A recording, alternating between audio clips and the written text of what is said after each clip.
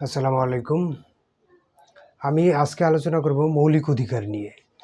অর্থাৎ আমাদের কনস্টিটিউশনের 18টা মৌলিক অধিকারের কথা বলা হয়েছে। এই মৌলিক অধিকার যদি লঙ্ঘিত হয় তাহলে আপনার করণীয় কী, কীভাবে আপনি পুনরুজ্জীবিত করতে পারবেন এবং এই 18টা মৌলিক অধিকার কী তা আপনার জানার দায়িত্ব আছে, আপনার জানার অধিকার আছে, আপনার জানার বিষয় আছে। যদি আপনি জানতে পারেন বা আমি জানতে পারি তাহলে আমরা ওই বিষয়গুলো সচেতন থাকবো এবং যদি লঙ্ঘিত হয় তাহলে আমরা তা পুনরুজ্জীবিত করার জন্য আবেদন করতে পারবো। এই কারণে এই বিষয়গুলো জানাটা অত্যন্ত জরুরি। মৌলিক অধিকার হলো সেই সকল অধিকার যেগুলো মানুষ জন্মের পর থেকেই তার হয়ে কাজ করে বা তার অটোমেটিকই সেই অধিকারগুলো হয়ে যায়, অধিকারগুলো সে ভোগ করতে পারে।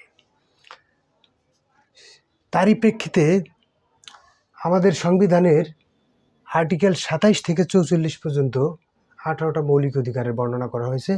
সেখানে আমি শুধু আজকে মৌলিক অধিকারগুলো কি কি সেই বিষয়ে জাস্ট একটা ব্রিফ দেব। পরবর্তীতে একটা একটা করে মৌলিক অধিকারগুলো সম্পর্কে আলোচনা করব, কারণ একটা ভিডিওতে যদি এতগুলো আলোচনা করতে যাই তাহলে ভিডিও লম্বা হয়ে যাবে, আপনারাও তেমন একটা কমফোর্টেবল ফিল নাও করতে পারেন। সেই সুবাদে আমি শুধু মৌলিক অধিকারগুলো কি কি তা আমি বলে যাচ্ছি। 27 আর্টিকেলে বলা হয়েছে আমাদের সংবিধানের আইনের দৃষ্টিতে সমতা, সকলেই আইনের দৃষ্টিতে সমান থাকবে। ধর্ম প্রভৃতি কারণে বৈষম্য, ধর্ম, গোষ্ঠী, বর্ণ এ কারণে কাউকে বৈষম্য করা যাবে না। সরকারি নিয়োগ লাভের অধিকার, সকলেই তার নিজ নিজ ধর্ম অনুসারে সকলেই বাংলাদেশে সমান অধিকার থাকবে। এই কারণে সে তার ওই আইনের যে যুক্তিসঙ্গত বাধা নিষেধ সাপেক্ষে তার সরকারি নিয়োগ পদের বা সরকারি নিয়োগ লাভের অধিকার তার থাকবে।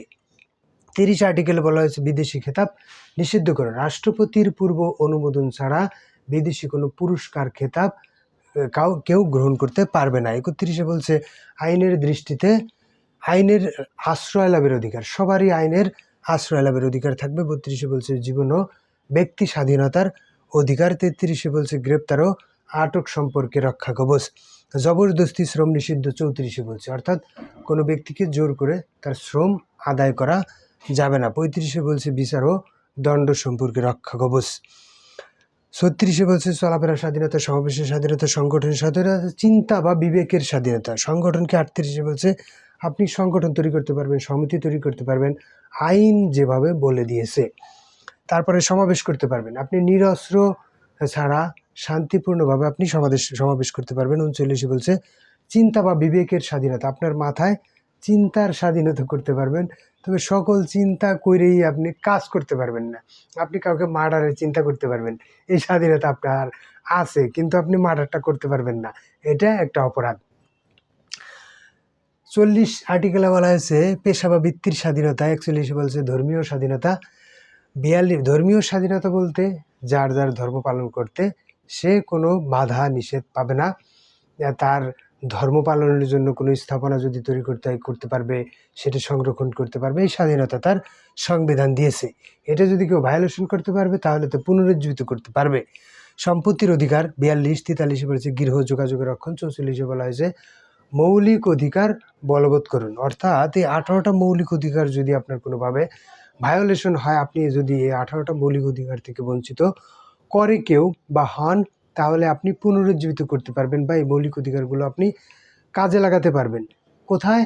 হাইকোর্ট ডিভিশনে রিট পিটিশনের মাধ্যমে। বিস্তারিত বিষয় নিয়ে আলোচনা করলাম আমি অ্যাডভোকেট আতিয়ার শিকদার। আজকের মতো এই পর্যন্তই, সবাইকে ধন্যবাদ।